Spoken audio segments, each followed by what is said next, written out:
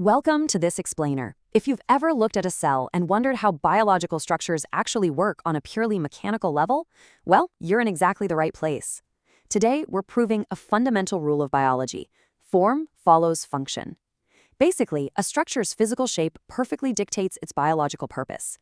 We're going to look at everything from internal molecular highways to the high-pressure walls of plants and see exactly how nature engineers life literally from the ground up. Before we get into the really granular details, let's just quickly look at our roadmap for today's explainer. We've got four main stops. First, the cellular skeleton. Second, cilia, flagella, and movement. Third, chloroplasts and photosynthesis. And fourth, cell walls and vacuoles. This is going to let us see exactly how we build up from simple, tiny internal scaffolding all the way to complex plant powerhouses. All right, let's jump right into Section 1, the cellular skeleton. We're talking about the hidden microscopic scaffolding that literally holds a cell together. You know, just like a physical building needs steel beams to stand up, your cells absolutely need an internal skeleton to maintain their shape and actually function.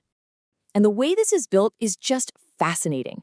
Think of it like a microscopic cellular assembly line.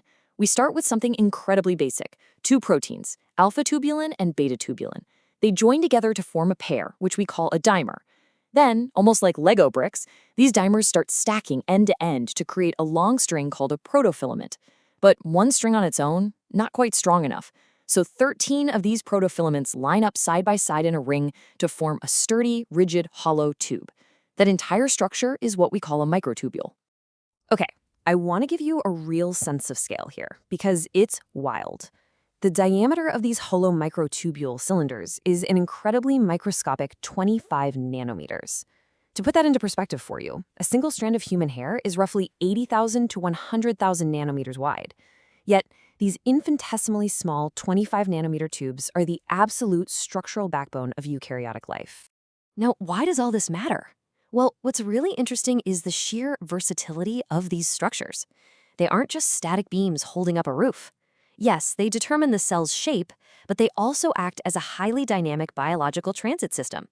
They literally serve as tracks, allowing secretory vesicles and different cell components to just ride along their outside surfaces. And when a cell needs to divide, these exact same structures form the spindle that acts like a microscopic winch, physically pulling the chromosomes apart. Moving right along to Section 2, cilia, flagella, and movement. Let's see how these rigid biological highways scale up to create actual physical movement in the real world. Now, you can't have a complex structure without a designated construction site, right? In the cell, this assembly hub is called the microtubule organizing center, or the centrosome. It basically consists of a region containing two centrioles sitting right outside the nucleus, and they're oriented closely together at perfect right angles. These centrioles are made up of 9 triplets of microtubules, and they're absolutely vital because they control the assembly of all our cellular scaffolding from tubulin molecules. So how does that structural organization actually translate to the outside of the cell? Well, it scales up into two distinct types of movement appendages, cilia and flagella. Both project from the cell surface, and both are surrounded by an extension of the cell membrane, but this is where form perfectly dictates function.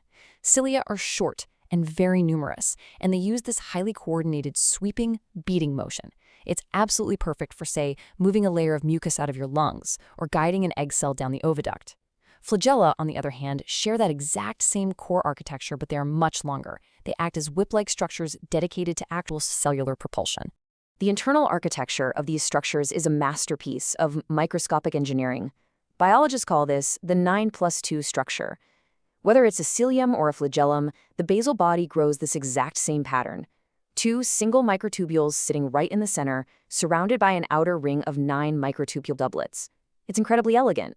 And if you look closely at that structure, you'd find these tiny little inner and outer arms reaching out from the doublets. Those arms are made of a motor protein called dynein.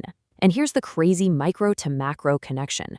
Those tiny dynein arms literally grab hold and make contact with neighboring microtubules. As they move, they cause the neighboring doublets to slide past each other. But because the entire structure is anchored at the base, that sliding motion is forcefully converted into a bending movement. On a macro scale, this mechanical bending is what sweeps away dust, debris, and bacteria from your respiratory tract. It's all connected. All right, Section 3, chloroplasts and photosynthesis. Let's shift gears entirely away from the animal world and jump into the plant kingdom, specifically looking at the cellular powerhouses that literally capture the energy of the sun.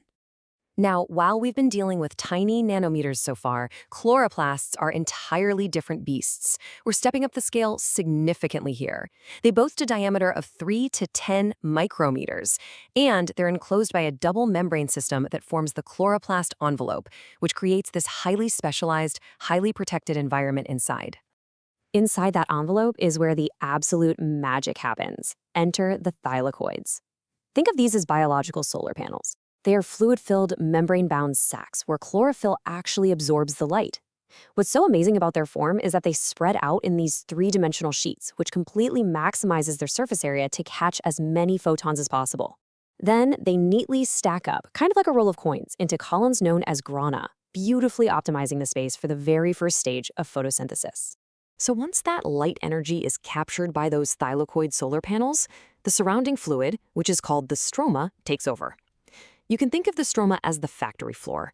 It utilizes the energy and reducing power generated in that first stage to reduce carbon dioxide directly into sugar.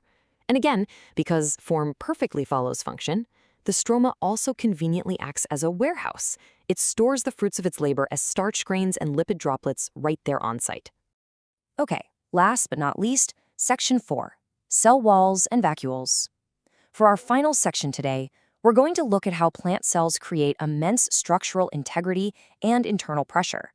Because without these next structures, towering trees and sturdy stems simply would not exist. The plant cell wall is, for all intents and purposes, an advanced biological composite material. When a plant cell forms its primary wall, it lays down parallel fibers of polysaccharides, specifically cellulose. Now, cellulose provides incredible tensile strength, but it's largely inelastic. So the cell blends it with pectin and hemicellulosis for support. The main goal here?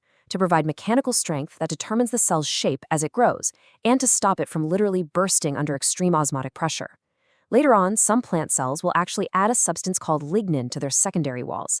This provides immense extra structural strength, essentially turning soft tissue into hard wood.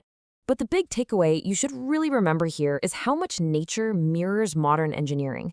When it's building that secondary cell wall, the plant doesn't just lay down fibers in one single direction. Instead, it alternates the direction of the cellulose fibers layer by layer. It creates a cross-ply structure. By having those fibers running in completely different intersecting directions, it massively increases the overall strength, creating a super strong, rigid box for the cell to live safely inside. And these strong cell walls aren't just isolated fences around individual cells either. They actually link up to form something called the apoplast. This is a giant, completely interconnected network formed by all the cell walls across an entire plant. It acts as a massive transit system for water and materials, and it often features a waterproof, waxy cuticle layer on the outside to prevent the plant from just drying out in the sun. Finally, to keep that rigid, cross-ply plant cell wall from just collapsing inward, we have the vacuole. The vacuole purposefully houses a highly concentrated solution. Because the concentration is so high inside, it naturally draws water in from the outside via osmosis. This causes the vacuole to inflate, creating massive internal turgor pressure that pushes outward against the cell wall. It's this exact precise balance of internal hydraulic pressure pushing against an incredibly strong composite wall that keeps soft plants standing upright. And as a little bonus, these versatile vacuoles also double as storage, holding hydrolytic enzymes and a vast array of chemicals known as secondary metabolites. As we wrap up this explainer, I want to leave you with a pretty incredible thought derived directly from the source notes we've been analyzing today. Science strongly suggests that the powerhouses we just looked at, chloroplasts as well as mitochondria, actually originated from independent photosynthetic blue-green bacteria through a process called endosymbiosis. They literally have their own ribosomes, their own DNA, and they still code for their own vital proteins, even though they can no longer live independently. So if our cellular powerhouses used to be free-living bacteria, are we and the towering trees outside just massive walking colonies of cooperating microbes? Honestly, think about that the next time you look at a leaf, or even just look at your own hand. Thank you so much for joining me on this deep dive into cellular architecture.